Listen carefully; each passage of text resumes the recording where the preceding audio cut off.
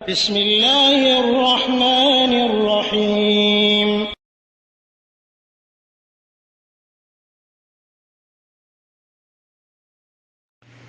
ওয়ালাইকুম আসসালাম রহমতুল্লাহ বারাকাতু। ভাইয়ের প্রশ্ন হচ্ছে, তাহাজ্জুদের নামাজ রাতে পড়লে অনেকে বলে ঘরের দরজা নাকি খুলে রাখতে হয়। আসলে কি এটা এরকমই কথা যে খুলে রাখতে হবে? এরকম কোনো কথা নেই, বাজে কথা। আপনি খুলে রাখান, আপনি বন্ধ রাখেন, এটা আপনার সুবিধা মতো। অনেক সময় খুলে রাখবেন, হয়তো একটু হাওয়া দরকার খুলে রাখবেন, আবার অনেক সময় হাওয়া বন্ধ করার জন্য বন্ধ করবেন। এসব আপনার আমাদের সুবিধা অসুবিধার উপরে সব নির্ভরশীল। হ্যাঁ, মানে নামাজ পড়ার জন্য খুলে রাখতে হবে না বন্ধ রাখতে হবে, এর সাথে কোনো সম্পর্ক নেই। ওয়ালাইকুম আসসালাম রহমতুল্লাহ বারাকাত। এক ভাইয়ের প্রশ্ন, অমুসলিমদের গীবত করা সম্পর্কে। অমুসলিমদের গীবত করা বৈধ না অবৈধ? ভাই, গীবত গীবত গীবত গীবত গীবত এই কথা বলা হয়নি যে তারা অমুসলিম হয় তো তাদের গীবত করতে পারো। অমুসলিমদের ব্যাপারে গীবত করে কিছু হবে না। অমুসলিমদেরকে আমরা দাওয়াত দিব। অমুসলিমরা যদি আমাদের ক্ষতি করার চেষ্টা করে সে ব্যাপারে আমরা সতর্ক থাকব। কিন্তু তাদের ওই ঘটনাগুলো আমরা মুসলিমদের কাছে বলবো, যে ঘটনাগুলো তাদের আমাদের জানা দরকার, সেগুলো বিপজ্জনক, তারা আমাদের এই ক্ষতি করতে পারে সেই ক্ষতি করতে পারে, তাদের ক্ষতি সম্পর্কে আমরা সতর্ক করব। কিন্তু কি বলে আপনার ওই আপনার সাথে থাকে, আপনার পারস্পরিক একে অপরের সাথে বাস করি, ফিতনা এবং ফেসাদ সৃষ্টি করার জন্য আমরা একে অপরের গীবত করব, এটা সবার জন্য হারাম। ওয়ালাইকুম আসসালাম রহমতুল্লাহ বারাকাতুহু। ভাইয়ের প্রশ্ন যে কোনো ছেলে বিয়ে করছে, সে কিছুই চায়নি, তার কিছু দরকার না, কিন্তু মেয়ের বাবা নিজে থেকেই কিছু দিচ্ছে বা দেয়, সেগুলো কি নেওয়া হারাম হবে? জি না। যদি তার কোনো ডিমান্ড, কোনো দাবি না থাকে, তাও মেয়ের বাবা দেয় কিছু, তাহলে এগুলাতে নেওয়াতে কোনো দোষ হবে না, কিন্তু তার প্রতি কোনো ইশারা ইঙ্গিত যেন না থাকে। অনেক সময় আছে যে মুখে বলছে না ঠিকই, কিন্তু ইশারা ইঙ্গিত দিচ্ছে যাতে মেয়ের বাবা বুঝে নিচ্ছে আর কি। তো এগুলা কিন্তু ইশারা ইঙ্গিত আল্লাহ বুঝবেন। বাকি থাকছে এরকম যদি কোনোই নিয়ত না থাকে, তারপরেও মেয়ের বাবা দেয়, কিছু দেয়, অতএব সেই নেওয়াতে কোনো দোষের হবে না ইনশাআল্লাহ তাআলা। ওয়ালাইকুম আসসালাম রহমতুল্লাহ বারাকাত। ভাইয়ের প্রশ্ন হচ্ছে, ব্যবসার মালের ওপরে জাকাত আছে কি না? ব্যবসার মাল মানে যেগুলো দোকানে রাখা আছে, একজন মালিক, তার দোকান আছে, বিরাট দোকান, সেই দোকানে অনেক কিছু আছে, চাল থেকে শুরু করে আরও বিভিন্ন রকমের দোকান হয়। তো ভাইয়ের প্রশ্ন খুব সুন্দর। জি ভাই, ওই মালের জাকাত দিতে হবে। যখন আপনার জাকাত দেওয়ার সময় হবে, আপনার কাছে নগদ যে ক্যাশ আছে, সেই নগদ ক্যাশের সাথে যে মালগুলি আছে, সেই মালগুলিকেও হিসাব করতে হবে যে কত টাকার মাল এখন রয়েছে, সেগুলাকে জুড়ে আপনাকে জাকাত দিতে হবে। ওয়ালাইকুম আসসালাম রহমতুল্লাহ বারাকাত। ভাইয়ের কথা প্রশ্ন, সুদের ব্যবসার সাথে জড়িত এমন ইমামের পিছনে নামাজ পড়লে আমাদের নামাজ হবে কি? তো ভাইয়েরা, আমার কথা হচ্ছে, আপনাদের মসজিদে এরকম ইমামকে কেন রাখবেন যারা সুদ খায়, যারা হারাম খায়, যারা তাবিজ রাখে? প্রথমত আপনাদেরকে সক্রিয় হতে হবে এবং এই সমস্ত ইমামদেরকে ঘাত ধরে বার করে দিতে হবে। জি, ঘাত ধরে বার করে দিতে হবে এদেরকে। যারা সুদ খায়, যারা ঘুষ খায়, তারা আবার ইমাম কিসের? বাকি থাকতে যদি তাদের পিছনে নামাজ পড়েন, আপনারা যদি এত দুর্বল হন, আপনারা যদি এত মানে সক্রিয় কি বলে আপনার অসক্রিয় হন, তাহলে আপনার নিরুপায় অবস্থায় নামাজ পড়ছেন, নামাজ আপনাদের হয়ে যাবে, নামাজের কোনো সমস্যা নেই, কিন্তু এটা আপনাদের ইমানের দাবি নয়। ইমানের দাবি হচ্ছে ওরকম ইমামকে ঘাত ধরে বের করে দিবেন। ওয়ালাইকুম আসসালাম রহমতুল্লাহ বারাকাত। একজন প্রশ্ন করেছে যে আমাদের কাবা ঘরের ভিতরে কি আছে, মেসেজে লেখে প্লিজ বলবেন। ভাই, আমি মেসেজে লেখে কোনো কিছু বলতে পারি না, এই সময় আমার কাছে থাকে না, খুব তাড়াতাড়ি আপনাদের এবং কি পড়তেও আমার টাইম লাগে। ভয়েসে যারা প্রশ্ন পাঠায় তাদেরকেই আমি স্বাগতম জানাই, কারণ এটা আমার জন্য খুব সুবিধা হয়। কিন্তু অনেকেই ভয়েস করে না, ভয়েস করতে লজ্জাবোধ করে, কথা গুছিয়ে বলতে পারবো না বা পারবো কি না এই ভয়ে আর কি। তো যাই হোক, মোট কথা হচ্ছে মেসেজে আমি কোনো কিছু লিখি না, তবে কাবা ঘরের ভিতরে কিচ্ছু নেই, চতুর্দিকে দেওয়াল আর একটা মানে যেমন বলা হয় পিড়ে বা শূন্য জায়গা, ওর ওপরে কোনো কিছুই নেই। ওয়ালাইকুম আসসালাম রহমতুল্লাহ বারাকাত। ভাই, কোরআনের আয়াত যেটা আপনি পড়লেন ওটাই হচ্ছে আসল কথা। আর রহমানু আলাল আর তাওয়া, আল্লাহ রহমান, তিনি আরশে সমাসীন হয়েছেন। তো মোট কথা হচ্ছে যে এটাই হচ্ছে আসল এবং এটাই হচ্ছে সত্য। বাকি যারা বলে আল্লাহ সর্বত্র বিরাজমান, সব জায়গাতেই আছে, এগুলা তাদের জ্ঞান গর্বের কথা আর কি। হ্যাঁ, মানে তারা মনে করে যেহেতু আল্লাহ সবারই খবর রাখেন, যেহেতু আল্লাহর চোখে কোনো কিছু গোপন থাকে না, ইত্যাদি ইত্যাদি। সেই নিয়ে তারা পোষণ করে যে আল্লাহ সব জায়গাতে আছেন আর কি। বাকি এর পিছনে কোনো আয়াত পড়েন, আয়াত ফিট করেন, সেটা তো আমি বলতে পারবো। তারা কোন আয়াতটা পড়ে বা কোন আয়াত দিয়ে এটা সাব্যস্ত করে, ওইটা তো আমি বলতে পারছি না ভাই। ওয়ালাইকুম আসসালাম রহমতুল্লাহ বারাকাতু। ভাইয়ের প্রশ্ন হচ্ছে, অনেক সময় গাড়িতে, হিন্দু লোকদের গাড়িতে আর কি, আমাদের দেশে হিন্দু লোকদের গাড়ি হলেই হয় জয় মা তারা, মায়ের দান, বা আর অনেক কিছু, জয় হনুমান, এগুলো লেখা থাকে। আর অনেক এগুলো চোখে পড়তেই পড়া হয়ে যায়। তো এর জন্য কোনো সমস্যা আছে না ভাই? পড়া হলো তো কি হলো, আপনি তা ওটা জয় নিয়ে বলছেন না ওকে, বুঝতে পারলেন? আপনি তো ওকে আসলেই জয় হনুমান দিচ্ছেন না, আপনি পড়তে জানেন, ফরাম করে পড়া হয়ে গেল, অন্তরে অন্তরে পড়ে নিলে আর কি, এতে কোনো সমস্যা হবে না ইনশাআল্লাহ। ওয়ালাইকুম আসসালাম রহমতুল্লাহ বারাকাতুহ। ভাইয়ের কথা হচ্ছে যে কোনো মানুষের কাছ থেকে বিদায় হওয়ার সময় কিংবা কোনো মজলিস থেকে বিদায় হওয়ার সময় কি আল্লাহ হাফিজ বলা যাবে? তো ভাই, প্রথমত কথা হচ্ছে, যখন আপনি কোনো মজলিস থেকে উঠে যাবেন, তখন সেই মজলিস থেকে উঠে যাওয়ার সময় আপনি সালাম দিয়ে চলে যাবেন। এটা হচ্ছে আসল তরিকা। কোনো মানুষকে যখন বিদায় দিবেন, তখন আপনি একটা নির্দিষ্ট দোয়া আছে, সেটা পড়বেন। আস্তাউদিউকাল্লাহ, আস্তাউদিউকাল্লাহ দীনাকা ওয়া আমানাতিকা ওয়া খাওয়াতিম আমালিকা। এটা হচ্ছে সঠিক সুন্নত। এখন কেউ এগুলা বলে না বা বলতে জানে না, বলার এটা দোয়া তার মুখস্থ নেই, সে তখন মানে স্বাভাবিক ভাষা, মানে সেটা হচ্ছে আমাদের প্রচলিত নিয়ম অনুযায়ী, এটা শরীয়ত না যে জান ভাই আল্লাহ আপনার হেফাজত করুন, জান ভাই আল্লাহ আপনার হেফাজত করুন, এটা বাংলা। আর এই বাংলার আরবি হচ্ছে আল্লাহ হাফেজ। বুঝতে পারলেন? যদি আপনি আল্লাহ হাফেজ মানে আপনি বলতে চাইছেন আল্লাহ আপনার হেফাজত করুন, যেমন আরবের মানুষরা যাদের আরবি ভাষা, তারা বলে আল্লাহ ইয়াহফাজক, হাফেজাক আল্লাহ। এটা কিন্তু এরা এই জন্য বলে না, এই মনে করে যে এটাই বলা শরীয়ত। যদি কেউ মনে করে যে এটাই শরীয়ত, তাহলে তা হবে বিদআত, কারণ এটা বলার কথা হাদিসে আসেনি, বরং হাদিসে এসছে ওই দোয়াটা পড়ার কথা। কিন্তু এটা ভাষাগতভাবে প্রচলিত নিয়মে বলা হয় মানুষ, তা সেটাকে আল্লাহ হাফেজ। এইটাকে যদি বাংলায় কেউ বলে আল্লাহ তোমার হেফাজত করুন, তাহলে সমস্যা আছে কি? কোনো সমস্যা নেই। অতএব আল্লাহ হাফেজ বললেই বা কী সমস্যা আছে? তবে উত্তম হচ্ছে সেই দোয়াটা পড়া কাউকে বিদায় দেওয়ার সময়, যে দোয়াটা আল্লাহ রাসূল সাল্লাল্লাহু আলাইহি ওয়াসাল্লাম আমাদেরকে শিখিয়ে দিয়েছেন। ওয়ালাইকুম আসসালাম রহমতুল্লাহ বারাকাতুহ। ভাইয়ের প্রশ্ন হচ্ছে, ওর সব ফেসবুকে আজকাল অনেকেই কিছু একটা ঘটনার কথা বলছে, নিলে বলছে আমিন না লিখে যাবেন না, আমিন না বলে যাবেন না, হ্যাঁ, শেয়ার করলে এই হবে তাই হবে, জান্নাতের সার্টিফিকেট, বহু কিছু দিচ্ছে আর কি। তো এগুলার ব্যাপারে ভাই, এগুলা হচ্ছে এমন কিছু লোকদের কাজ, যাদের কাজ নাই, ধান্দা নাই, বাস বসে বসে এসব জিনিসগুলোকে মানে কোথায় কোথায় থেকে কিছু জোগাড় করছে আর গ্রুপে বা ফেসবুকে ছেড়ে দিচ্ছে। আমরা শুধু এতটুকুই বলবো যে আল্লাহ তাদেরকে হেদায়েত দান করুন। এসব কথা বলা ঠিক না। প্রথমে তাদেরকে জানতে হবে যে আমি যেটা বলছি সেটা ঠিক না ঠিক নয়, হ্যাঁ, ঠিক না ঠিক নয়। আর ওই কি বলে, কোনো কাজে কিছু হলে আমিন বলতে হবে, এটা কোনো জরুরি জিনিস নয় যে হ্যাঁ আমিন বলে যেতে হবে। তো মোট কথা হচ্ছে যে এগুলা কোনো এমন নয় যার উপরে আমরা বিশ্বাস করতে পারি। ওয়ালাইকুম আসসালাম রহমতুল্লাহ বারাকাতুহ। ভাইয়ের কথা হচ্ছে যে 4 রাকাত বিশিষ্ট নামাজে সূরা ফাতিহা পড়ার একটা সূরা পড়তে হয়, কিন্তু প্রথম রেখাতে সূরা ফাতিহা পড়ে আর একটা সূরা পড়া হয়নি। তাহলে কি পরের রেখাতে আবার সূরা ফাতিহা মানে মেনে নিব? তার মানে তার উদ্দেশ্য প্রথম রেখাতে সূরা ফাতিহার সাথে একটা সূরা পড়েনি, তাহলে দ্বিতীয় রেখাতে সূরা ফাতিহার সাথে আর একটা সূরা পড়বে, আবার তৃতীয় রেখাতে সূরা ফাতিহার সাথে আর একটা সূরা পড়বে। এটা হয়তো বোঝাতে চাইছে। তো ভাই, কথা হচ্ছে যে সূরা ফাতিহার সাথে অন্য সূরা পড়া এটা জরুরি, ওয়াজিব কিছু নয়। হ্যাঁ, এটা মাসনুন যে সূরা ফাতিহার সাথে একটা সূরা পড়বেন। সূরা ফাতিহা পড়ে নিয়েছেন, আপনার জন্য যথেষ্ট।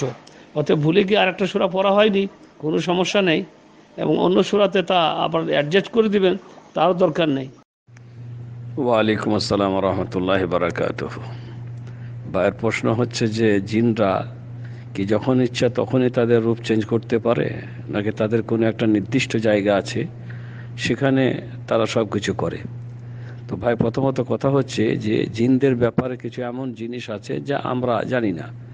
মানে জিনদের কোনো বিস্তারিত আলোচনা আমাদেরকে দেওয়া হয়নি। বুঝতে পারলেন?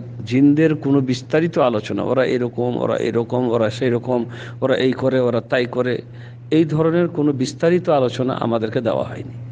আল্লাহর কোরআন শুধু আমাদেরকে বলেছেন, কোরআনে আল্লাহ রাব্বুল আলামিন, যে মানুষ আর জিনকে আমি সৃষ্টি করেছি আমার ইবাদত করার জন্য। বিভিন্ন হাদিসের আলোকে আল্লাহ রাসূল সাল্লাল্লাহু আলাইহি সাল্লাম আমাদেরকে জানিয়েছেন যে ওরা মানে এক সম্প্রদায়, এক সৃষ্টি, যারা বিভিন্ন রূপ ধারণ করতে পারে, বিভিন্নভাবে মানুষদেরকে ফিতনায় বা বিভিন্নভাবে মানুষদেরকে পেরেশান করতে পারে। এর জন্য তারা কখন কীভাবে করতে পারে এত বিস্তারিত কিছু বলা হয়নি। ওয়ালাইকুম আসসালাম রহমতুল্লাহি বারাকাতুহু। ভাইয়ের প্রশ্ন হচ্ছে, অনেকে বলে মিলাদ আবিষ্কার হয়েছে আল্লাহ নবীর মৃত্যুর 600 বছর পর ইরাক থেকে। তো ইরাক থেকে আল্লাহ নবীর মৃত্যুর 600 বছর পর আবিষ্কার হয়েছে, তার দলিল কি? ভাইয়ের দলিলের দরকার। ভাই, কথা হচ্ছে আপনার দলিলের কিসের দরকার? আপনি তো প্রথমেই কথা চিন্তা করেন মাথায়, যে জিনিসটা 600 বছর পরে আবিষ্কার হলো আল্লাহ নবীর মৃত্যুর, সেটা কি আর শরীয়ত হয় নাকি? ভাই, আল্লাহ নবীর দুনিয়া থেকে যাওয়ার আগেই তো শরীয়তের আসা যাওয়া বন্ধ হয়ে গেল। যা কিছু আসার আর যা কিছু মানে বাদ পড়ার বন্ধ হয়ে গেল। এখানে আর কোনো কিছু ঢুকবে না, আর কোনো কিছু বাদ পড়বে না কিয়ামত পর্যন্ত। এখন 600 বছর পরে তো দূরের কথা, যদি আল্লাহ নবীর মৃত্যুর একদিন পরে কোনো জিনিস আসতো, তাও শরীয়ত হতো না। বুঝতে পারলেন? 600 বছর পর তো দূরের কথা, যদি আল্লাহ নবীর মৃত্যুর একদিন পরও কেউ কিছু বলতো যে আল্লাহ নবীর মরার পরে এইটা ঘটনা হয়েছে, তা সেটাও গ্রহণযোগ্য হতো না, যদি সেটা সাহাবীদের কথা দ্বারা প্রমাণিত না হতো। তো মোট কথা হচ্ছে যে 600 বছর পর যে জিনিসটা এসেছে বলছে, তার আবার ইরাক থেকে আবিষ্কার হলো, কি হবে তার দলিল চান, তার দলিল চান, সেটা তাদেরকে জিজ্ঞাসা করবে যারা এই কথাটা বলে। বাকি এটা তো বাজে কথা, যে জিনিস 600 বছর পরে আসে তার আবার দলিল কি? ওয়ালাইকুম আসসালাম রহমতুল্লাহি বারাকাতুহু। ভাইয়ের প্রশ্ন হচ্ছে, মা হাওয়া ও আদম বেহেশতে গন্ধম ফল খেয়ে ফেলেছিল, যার কারণে আল্লাহ তাদেরকে দুনিয়ায় পাঠিয়েছিল। এই দুনিয়ায় তারা 350 বছর কান্নাকাটি করতে করতে একসময় আল্লাহ তাদের তওবা কবুল করেছিলেন। ভাইয়ের প্রশ্ন যে এই গন্ধম ফলটা কি? মানে ঘটনাটা পুরো বলার পরে ভাইয়ের জানা শুধু দরকার গন্ধম ফলটা কি, আর বাকি সব জানার দরকার নেই, ওগুলো সব জানে আর কি।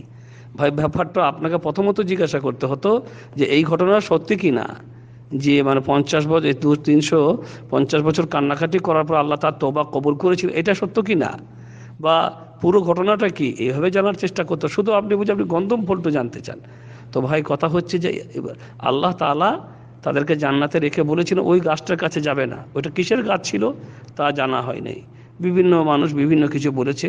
আর গন্ধম ফল কিছু না, গন্ধম এটা ফার্সি শব্দ। এগুলা ওই যে গম বলে আমরা, আমাদের দেশে যে গমের চাষ হয়, গমকে গন্ধাম বলা হয়। বুঝতে পারলেন? গম হচ্ছে গন্ধাম। তো এরা বলে দিয়েছে একটা কথা, কিন্তু আল্লাহ কোরআনে যেটা বলে সেটা যে লা তাকরাবা হাদিহি শাজারা, এই গাছের কাছে যাবে না। এটা তো সত্য কথা। তারা গাছের কাছে গিয়ে ভুল করেছিল, তারপরে আল্লাহর কাছে তওবা করেছে, আল্লাহ তাদের তওবা কবুল করেছিলেন। কিন্তু আল্লাহ তাআলা তাদেরকে বলেছিলেন যে তোমাদেরকে এখন দুনিয়ায় যেতে হবে। তারপর আল্লাহ তাদেরকে দুনিয়াতে পাঠিয়ে দিয়েছিলেন। কিন্তু 350 বছর কান্নাকাটি করেছিলেন, এগুলো ফালতু বাজে কথা। ওয়ালাইকুম আসসালাম রহমতুল্লাহি বারাকাতুহু। এক ভাই প্রশ্ন করছে, আল্লাহ নবী বলেছেন একটি আয়াতও আমার পক্ষ থেকে হলে পৌঁছে দাও। তো ভাই, প্রথমত কথা হচ্ছে এই আয়াত বলতে কোরআনের আয়াত না। আল্লাহ নবী বলতে চাইছেন বাল্লিগু আন্নি ওয়ালাউ আয়া, আমার পক্ষ থেকে মানুষের কাছে পৌঁছে দাও, যদি তা একটি আয়াত হয়। মানে কোরআনের একটি আয়াত শিখেছেন আপনি, সেই আয়াতটিও মানুষের কাছে পৌঁছে দেন। এর মানে এই নয় যে কোরআনে ওই আয়াতটা কোনটা ওইটা তা না। মানে আপনি দিনের কথা যা কিছু শুনলেন কারো কাছে, সেটা আপনি অপরকে জানিয়ে দেন।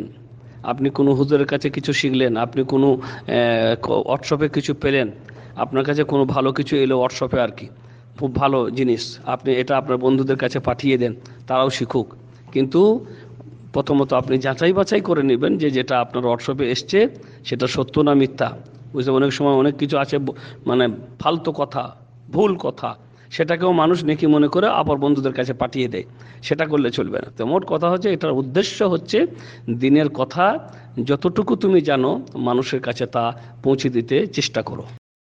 ওয়ালাইকুম আসসালাম রহমতুল্লাহি বারাকাতুহু। ভাইয়ের প্রশ্ন, কেউ যদি ছেলে মেয়েদেরকে স্কুলে ভর্তি করার জন্য সাহায্য চায়, তাকে কি যাকাতের টাকা থেকে সাহায্য করা যাবে? জাকাতের টাকা থেকে সাহায্য করলে কি জাকাত আদায় হয়ে যাবে? ভাই, প্রথমত কথা হচ্ছে যে এই ছেলে মেয়েকে কোথায় ভর্তি করবে? যদি সে তার ছেলে মেয়েকে কোনো দিনই শিক্ষার জন্য কোথাও ভর্তি করতে চায়, আর তার আর্থিক অনটন থাকে, আর্থিক অভাব, জাকাত পাওয়ার মতন যোগ্য, তাহলে আপনি তার ছেলে মেয়েকে দিনই শিক্ষার জন্য জাকাত দিয়ে জাকাতের মাল থেকে সাহায্য করতে পারেন। আর যদি দুনিয়াবি শিক্ষার ব্যাপার হয়, তাহলে আপনার জাকাতের টাকা দুনিয়াবি শিক্ষার জন্য আপনি লাগাতে পারেন না। হ্যাঁ, তো তাকে আগে প্রথমে দেখতে হবে যে সে কতটা, এখন মনে করলেন যে ছেলেকে সাধারণভাবে পড়াতে গেলে অল্প টাকাতেই হয়ে যায়, কিন্তু ইঞ্জিনিয়ারিং কলেজে, ইঞ্জিনিয়ারিং স্কুলে, মিশনে, আরও ইংলিশ মিডিয়ামে ভর্তি করতে গেলে প্রচুর টাকা লাগে। এখন আমার ইচ্ছা, আমার ছেলেকে আমি ইংলিশ মিডিয়ামে পড়াবো অনেক টাকা দিয়ে, সেই টাকা আমার কাছে নেই। এখন তার জন্য আপনি সাহায্য চাইলাম, এটা তো আমি গরিব হলাম না, এটা তো গরিব না। অতএব তার অবস্থা সম্পর্কে আপনাকে জানতে হবে। আসলেই যদি গরিব হয় আর সে দিনই শিক্ষা দিতে চায় তার ছেলেদেরকে, সেখানে জাকাতের টাকা দিয়ে সাহায্য করা যাবে। ওয়ালাইকুম আসসালাম রহমতুল্লাহি বারাকাতুহু। ভাইয়ের প্রশ্ন হচ্ছে, 4 রাকাত বিশিষ্ট নামাজে প্রথম তাশাহুদে কেউ যদি ভুলে দরুদ শরীফ বা দোয়ায়ে মাসুরা পড়ে ফেলে, তাহলে কি সজদা দিতে হবে? না, না।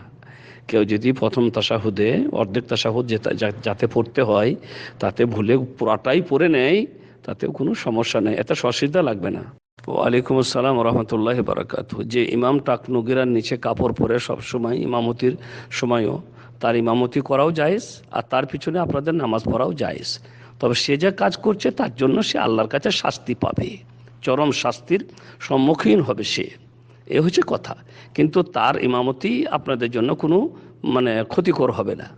ওয়ালাইকুম আসসালাম রহমতুল্লাহি বারাকাতুহু। ভাইয়ের প্রশ্ন, মাগরিবের নামাজ ইমামের সাথে 1 রাকাত পেয়েছি, পরের 1 রাকাত পরে কি বৈঠক করব নাকি 2 রাকাত পরে বৈঠক করব? ভাই, যখন আপনি ইমামের সাথে 1 রাকাত পাবেন, তখন ওটা আপনার 1 রাকাত, প্রথম রাকাত। অতএব ইমামের সালাম ফেরার পরে যখন আবার আপনি উঠে বাকি নামাজ পূরণ করবেন, ওটা হচ্ছে আপনার 2য় রাকাত। আর 2য় রাকাতে আপনাকে আবার বৈঠক করতে হবে। 2য় রাকাতে আবার বৈঠক করে তারপরে উঠে আপনি 3য় রাকাত পড়ে আবার লাস্টে বৈঠক করে সালাম ফিরবেন, এ হচ্ছে নিয়ম। ওয়ালাইকুম আসসালাম রহমতুল্লাহি বারাকাতুহু। বাড়ি করার ব্যাপারে কোনো দিক নেই ভাই, দক্ষিণ দিকে করেন, পূর্ব দিকে করেন, উত্তর দিকে করেন, আপনার যেদিকে সুবিধা হবে আপনি সেদিকে করবেন, এর জন্য কোনো নির্ধারিত নিয়ম নীতি নেই। ওয়ালাইকুম আসসালাম রহমতুল্লাহি বারাকাতুহু। ভাই, মাগরিবের নামাজের ব্যাপারে যেটা বলা হয়েছে যে মাগরিবের নামাজের পরে ততক্ষণ পর্যন্ত সময় থাকে যতক্ষণ না লাল আভা নষ্ট হয়ে গেছে। এই তীর মারার ব্যাপারগুলা, এগুলা কোথাও এইভাবে নাই, দেখিনি যে তীর মারা পর্যন্ত 25 হাত পর্যন্ত দেখা যাবে কিনা, বুঝতে পারলেন তো? এশার সময়ের আগে পর্যন্ত মাগরিবের নামাজ পড়া যাবে। জি, এশার সময় হওয়ার আগে বর্তমান বাজারে এই তীর মারা আর লাল আভা এসবের কিছু দরকার হয় না। এখন বর্তমান বাজারে সারা বছরের একটা হিসাব, যারা এই সমস্ত খেয়াল রাখে, যারা চাঁদকে হিসাব করছে, সূর্যকে হিসাব করছে, তারা একটা চার্ট তৈরি করে দিয়েছে। অতএব আমরা অন্যান্য জিনিসকে যেমন মেনে চলছি, তেমন সেই চার্ট মেনে চললেই আমাদের হয়ে যাবে আর কি। আর ওখানে তীর মারা আর বাইরে তাকিয়ে দেখা লাল আভা, এখন সমস্ত আলোতে কিছুই বোঝা যাবে না। হ্যাঁ, বিজলির আলো, বিদ্যুতের আলো, এগুলাতে আর কিছু বোঝা যায় না। অতএব যেটা টাইম টেবিল আছে সেই টাইম টেবিল অনুযায়ী, যদি আপনার 1 রাকাত পড়ার মতনও সময় থাকে এশার নামাজ ঢোকার আগে, তবু আপনার মাগরিবের নামাজ হয়ে যাবে। ওয়ালাইকুম আসসালাম রহমতুল্লাহি বারাকাতুহু। পিতা যদি আদর্শ পিতা হতে চায়, তাহলে তার দায়িত্ব হচ্ছে অনেক কিছুই। ছেলেদের সুন্দর লালন পালন, ইসলামী ঢাঁচে তাদেরকে গড়া, ইসলামী পরিবেশ, ইসলামী নৈতিকতা, চরিত্র ইত্যাদি শিক্ষা দেওয়া এবং ইসলামী তালিম দেওয়া, তাদের প্রতি সুবিচার করা, সন্তানদের প্রতি অবিচার না করা, কোনো ছেলেকে কোনো ছেলের ওপরে প্রাধান্য না দেওয়া, এই বিভিন্নভাবে আর কি, একটা একটা করে কত বলবো, সব দিক দিয়ে খেয়াল রাখতে হবে তাদের, সব দিক দিয়ে, শুধু খাওয়া পড়া দিকে না, বরং সব কিছু। এবং সব থেকে বড় হচ্ছে তাদের চরিত্র গঠনে তার ভালো ভূমিকা থাকতে হবে। ওয়ালাইকুম আসসালাম রহমতুল্লাহি বারাকাত। ইমাম শাফি সম্পর্কে যে কথাটা বলা হলো যে তিনি সমস্যায় পড়লে ইমাম আবু হানিফার কবরে যেতেন, একেবারে মিথ্যা কথা, বাজে কথা। আল্লাহ ওদের মাফ করুন যারা এরকম কথা বলে। ওয়ালাইকুম আসসালাম রহমতুল্লাহি বারাকাত। ভাইয়ের প্রশ্ন, মাগরিবের নামাজ ইমামের সাথে এক রিকাত পেয়েছি, পরের এক রিকাত পরে কি বৈঠক করব নাকি দু রিকাত পরে বৈঠক করব? ভাই, যখন আপনি ইমামের সাথে এক রিকাত পাবেন তখন ওটা আপনার এক রেখাত, প্রথম রেখাত। অতএব ইমামের সালাম ফেরার পরে যখন আবার আপনি উঠে বাকি নামাজ পূরণ করবেন, ওটা হচ্ছে আপনার দ্বিতীয় রাকাত। আর দ্বিতীয় রাকাতে আপনাকে আবার বৈঠক করতে হবে। দ্বিতীয় রাকাতে আবার বৈঠক করে তারপরে উঠে আপনি তৃতীয় রেখাত পরে আবার লাস্টে বৈঠক করে সালাম ফিরবেন। এ হচ্ছে নিয়ম। ওয়ালাইকুম আসসালাম রহমতুল্লাহ বারাকাত। ভাইয়ের প্রশ্ন, কেউ যদি ছেলে মেয়েদেরকে স্কুলে ভর্তি করার জন্য সাহায্য চায়, তাকে কি জাকাতের টাকা থেকে সাহায্য করা যাবে? জাকাতের টাকা থেকে সাহায্য করলে কি জাকাত আদায় হয়ে যাবে? ভাই, প্রথমত কথা হচ্ছে যে এই ছেলে মেয়েকে কোথায় ভর্তি করবে? যদি সে তার ছেলে মেয়েকে কোনো দিনই শিক্ষার জন্য কোথাও ভর্তি করতে চায় আর তার আর্থিক অনটন থাকে, আর্থিক অভাব, জাকাত পাওয়ার মতন যোগ্য, তাহলে আপনি তার ছেলে মেয়েকে দিনই শিক্ষার জন্য জাকাত দিয়ে জাকাতের মাল থেকে সাহায্য করতে পারেন। আর যদি দুনিয়াবি শিক্ষার ব্যাপার হয় তাহলে আপনার জাকাতের টাকা দুনিয়াবি শিক্ষার জন্য আপনি লাগাতে পারেন না। হ্যাঁ, তো তাকে আগে প্রথমে দেখতে হবে যে সে কতটা। এখন মনে করলেন যে ছেলেকে সাধারণভাবে পড়াতে গেলে অল্প টাকাতেই হয়ে যায়, কিন্তু ইঞ্জিনিয়ারিং কলেজে, ইঞ্জিনিয়ারিং স্কুলে, মিশনে, আরও ইংলিশ মিডিয়ামে ভর্তি করতে গেলে প্রচুর টাকা লাগে। এখন আমার ইচ্ছা আমার ছেলেকে আমি ইংলিশ মিডিয়ামে পড়াবো অনেক টাকা দিয়ে, সেই টাকা আমার কাছে নেই। এখন তার জন্য আপনি সাহায্য চাইলাম, এটা তো আমি গরিব হলাম না, এটা তো গরিব না। অতএব তার অবস্থা সম্পর্কে আপনাকে জানতে হবে। আসলেই যদি গরিব হয় আর সে দিনই শিক্ষা দিতে চায় তার ছেলেদেরকে, সেখানে জাকাতের টাকা দিয়ে সাহায্য করা যাবে। ওয়ালাইকুম আসসালাম রহমতুল্লাহ বারাকাতুহু। ভাইয়ের প্রশ্ন, আকিকা সম্পর্কে। আগের সন্তানের আকিকা দেয়নি, 2 মাস পরে হল্লা দিলে আবারও সন্তান আসছে, এখন দুটো আকিকা একসাথে দিতে পারে কিনা? ভাই, প্রথমত কথা মনে রাখবেন যে আকিকার সুন্নতি তরিকা হচ্ছে 7 দিনে। উত্তম আফজাল শ্রেষ্ঠ হচ্ছে যে আপনি 7 দিনে আকিকা দেবেন। অতএব আপনার প্রথম সন্তানের আকিকা 7 দিনে হয়নি, উত্তম কাজটা ছুটে গেছে বা উত্তম দিনে করাটা ছুটে গেছে। এখন আলেমুল আমাদের শেখ মাশায়েখদের ফতোয়া হচ্ছে যে কেউ যদি পরে দিতে চায় তাহলে দিতে পারে। এবারে আপনি আপনার এই ছেলে, এই সন্তান এবং যেটা আসছে তার একসাথে 7 দিনে যদি, ওই ছেলের 7 দিনে যদি আপনি আকিকা দেন এর একই সাথে, তাহলে ইনশাআল্লাহ ফতোয়ার ভিত্তিতে, বড় বড় ইমাম এবং মাশায়েখদের ফতোয়ার ভিত্তিতে আপনার আকিকা হয়ে যাবে ইনশাআল্লাহ তাআলা। ওয়ালাইকুম আসসালাম রহমতুল্লাহ বারাকাতুহু। 622। ভাই, একই ভয়েসে একটাই প্রশ্ন করবেন।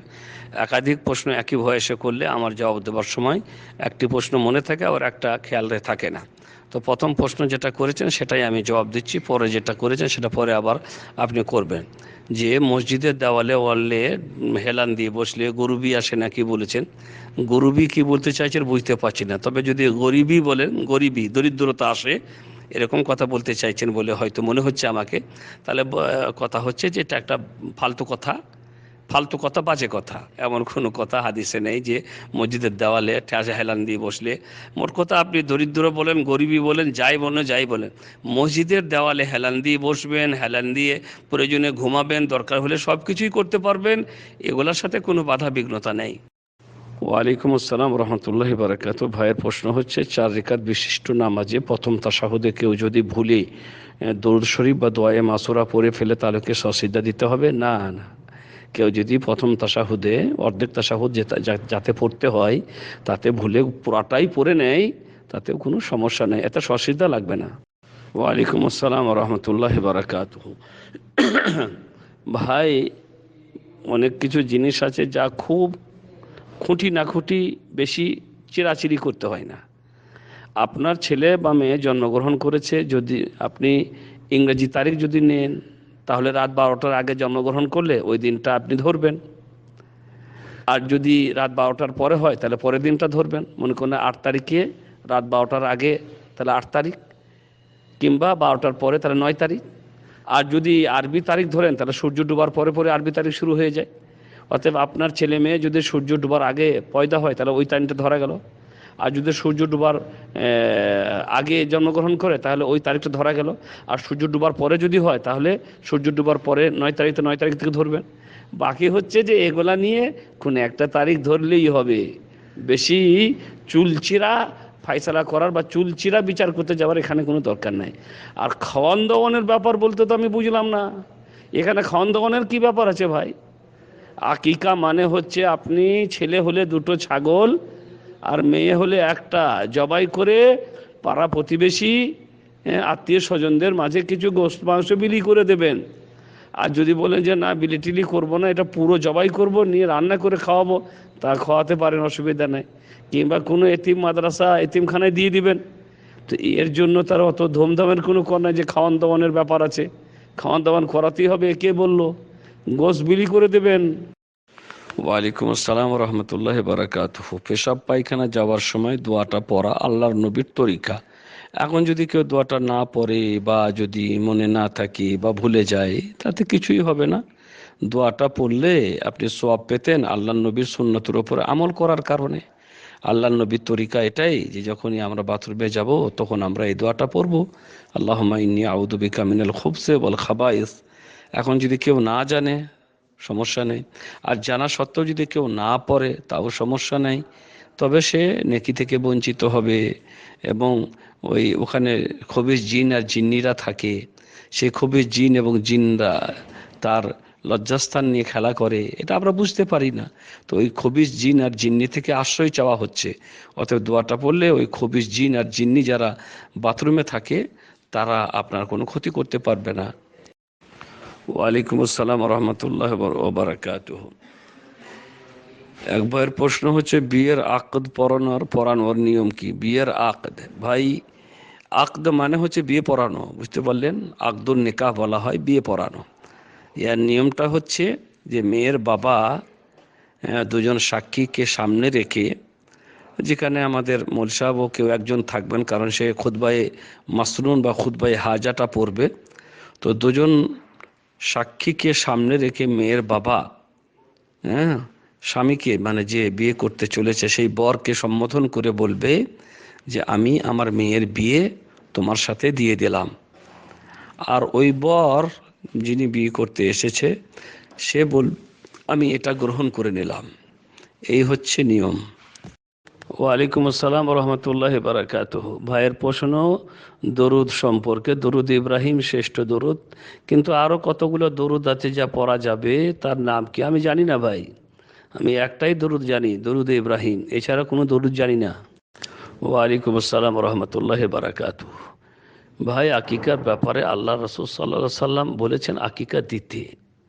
সেই আকিকাটা কোথায় দিতে হবে? যেখানে ছেলে হয়েছে সেখানেই দিতে হবে, নাকি যে কোনো জায়গাতেই দেওয়া যাবে? আপনি নিয়ত করে আকিকা দেবেন, যেখানে দেবেন দেন গা।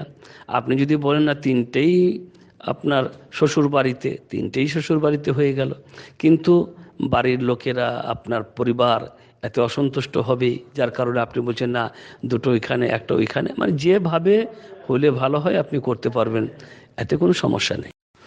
ওয়ালাইকুম আসসালাম রহমতুল্লাহ বারাকাত। এক ভাইয়ের প্রশ্ন, হাঁটুর উপরে কাপড় উঠলে কবিরা গোনা হবে কিনা?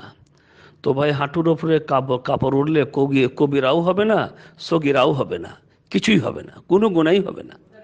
ওয়ালাইকুম আসসালাম রহমতুল্লাহ বারাকাতুহ। ওহাব সম্পর্কে ভাই জানতে চাইছেন বাংলাদেশে। ভাই ওহাব আব্দুল ওহাব তো আল্লাহর নাম আর কি। ওহাব মানে দাতা আর কি, খুব দাতা, অত্যধিক যিনি দেন তাকে ওহাব বলা হয়।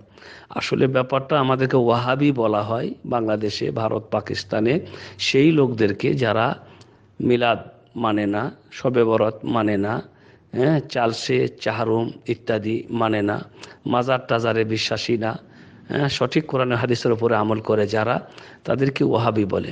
নামাজে আমি জোরে আমিন বললে ওয়াহাবি, বুকে হাত বাঁধলে ওয়াহাবি, রাফুল এদেন করলে ওয়াহাবি। কারণ এগুলা সঠিক সুন্নাতে প্রমাণিত। তাই যারা সঠিক সুন্নতের উপরে আমল করে, শিরিক বিদাতকে বর্জন করে, তাদেরকে ওয়াহাবি বলা হয়। কেন বলা হয়? কারণ মোহাম্মদ বিন আব্দুল ওয়াহাব নামক এক, মানে যাকে বলা হয় মহান ব্যক্তি, যিনি সৌদি আরবে জন্মগ্রহণ করেছিলেন এবং তিনিই এই তৌহিদের প্রতিষ্ঠা করেছিলেন আর শিরক ও বিদাতের মূলোৎপাটন করেছিলেন। আর তারই এই দাওয়াতি কাজ সারা বিশ্বে ছড়িয়ে গেছে। তাই যারাই শিরক বিদাত করে না তাদেরকেই এই লোকের সাথে জুড়ে বলে এরা হচ্ছে ওই লোকের দলের, মোহাম্মদ বিন আব্দুল ওয়াহাবের দলের লোক এরা, তাই এরা হচ্ছে ওয়াহাবি।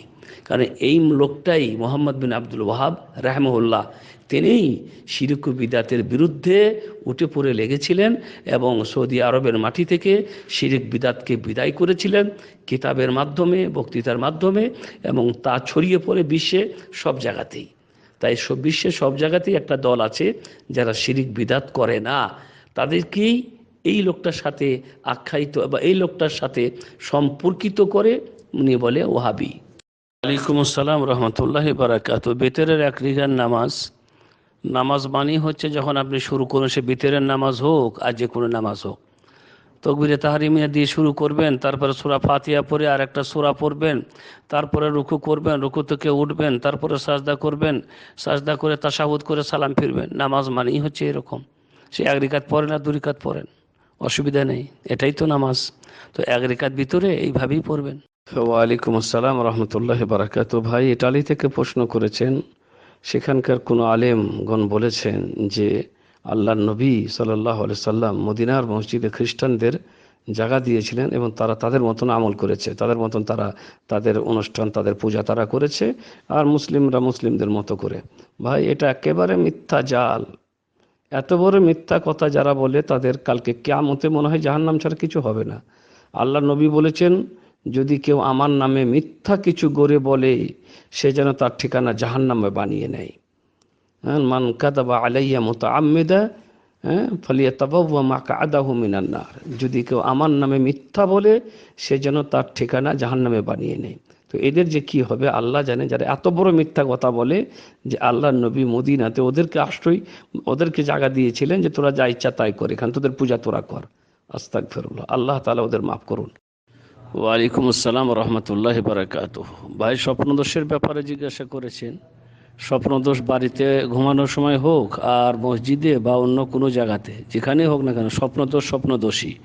আর স্বপ্নদোষ হওয়ার পরে গোসল ওয়াজিব, গোসল করতেই হবে। মানে যখনই আপনার স্বপ্নদোষ হবে সেই নামাজটা, তারপরের নামাজটা আসার আগে আগে আপনাকে গোসল করে নামাজ পড়তে হবে। ফজরের পরে স্বপ্নদোষ হয়েছে, এখন আপনি গোসল করে কাজে যান, কিংবা আপনি কাজে গিয়ে জোহরের আগে যখন গোসল করেন, এর জন্য কোনো এটা মানে এ নয় যে আপনাকে তখনই গোসলটা করতে হবে। আপনার যদি তখন সময় না হয়, আপনি পরিষ্কার পরিচ্ছন্ন হয়ে মানে ওই জায়গাটা ধুয়ে টুয়ে নিয়ে আপনি কাজটা করতে গেলেন, তারপরে জোহরের আগে আগে মানে নামাজ যেন আপনার কাদা না হয়ে যায়। যে নামাজটা আপনার সামনে আসছে সেই নামাজের আগে আগেই আপনাকে পবিত্রতা অর্জন করে নিতে হবে। তবে এ কাজে দেরি না করাটাই উত্তম, কারণ মানুষ জানে না তার মৃত্যু কখন হতে পারে। আপনি রাস্তায় যাচ্ছেন, অ্যাক্সিডেন্টে আপনার মৃত্যু হতে পারে, আর তখন হয়তো আপনি অপবিত্র অবস্থায় আছেন। তো এটা ঠিক হলো না। আর এই অপবিত্রতা অবস্থাটা তো আপনার কেউ জানতেও পারবে না। ওই জন্য যত তাড়াতাড়ি গোসল করে নিতে পারা যায় এটাই হচ্ছে উত্তম। ওয়ালাইকুম আসসালাম রহমতুল্লাহি বারাকাতুহু। ভাইয়ের প্রশ্ন হচ্ছে, মহিলারা দেখলাম নামাজ পড়ার সময় ওরা 2 হাত মাটির সাথে লাগিয়ে রাখে, এটা আমাদের দেশের কিছু হুজুররা বানিয়েছে। নামাজের মধ্যে মহিলার পুরুষের মধ্যে পার্থক্য যেটা করা হয়েছে সেটা আমাদের দেশে হুজুররা করেছে। শরীয়তে, ইসলামে মহিলা আর পুরুষের নামাজের মধ্যে কোনো পার্থক্য নেই। মহিলা এবং পুরুষদের নামাজের মধ্যে কোনো পার্থক্য নেই, বরং তারা কোনোই বা হাতটা মানে তুলে রাখবে আর পেট থেকে সরিয়ে রাখবে বা পিঠ থেকে সরিয়ে রাখবে। কোনোই মানে যেন তার শরীরে টাচ না করে, সরিয়ে রাখবে এবং উঠিয়ে রাখবে স্বাভাবিক যতটা উঠিয়ে রাখা হয়। কুত্তার মতন বা কুকুরের মতন বিছিয়ে দিতে মানা করা হয়েছে। আর এগুলা যেটা পার্থক্য করা হয়েছে এটা করেছে আমাদের দেশের কিছু হুজুর সাহেবরা, আল্লাহ তাদেরকে হেদায়েত দান করুন। ওয়ালাইকুম আসসালাম রহমতুল্লাহি বারাকাতুহু। জানাজার নামাজে সানা পড়তে হবে কিনা? জি না, জানাজার নামাজে সানা নাই। জানাজার নামাজ আল্লাহ তকবির দিয়ে শুরু করি, আউযু বিল্লাহ এবং বিসমিল্লাহ বলে সূরা ফাতিহা পড়বে, তারপর আবার তকবির দিবে, নিয়ে দরুদ শরীফ পড়বে, তারপর আবার তকবির দিবে, তারপর মাইয়িতের জন্য দোয়া, তারপর আবার তকবির দিয়ে সালাম ফিরবে। এখানে সানা নেই। ওয়ালাইকুম আসসালাম রহমতুল্লাহি বারাকাতুহু। জি, ভাইয়ের প্রশ্ন হচ্ছে যে স্ত্রী যখন স্বামীর কাছে ঘুমাবে তখন নাকি বাম পাশে ঘুমাবে। এটা আমাদের মেয়ে মহলে, মহিলা মহলে প্রচলিত কথা আর কি। এর সাথে শরীয়তের কোনো সাথ নেই।